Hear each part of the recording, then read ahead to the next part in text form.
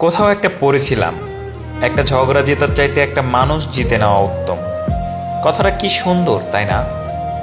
ব্যক্তিগত জীবনে আমাদের এই সামান্যতম চেষ্টায় সম্পর্কগুলো কত সুন্দর হতে পারত, তাই না?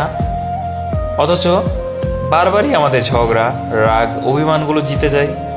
মানুষটাকে জিতে নেওয়ার কথাটা কেউ খুব একটা ভাবে না, তাই দূরত্বটাই আমাদের কাছে সহজ। আমাদের আত্মঅহংকারের কাছে সম্পর্কগুলো খুব বাজেভাবে হেরে যায়। এটাও ঠিক, একপাক্ষিক চেষ্টায় মানুষ একসময় ক্লান্ত হয়ে পড়ে।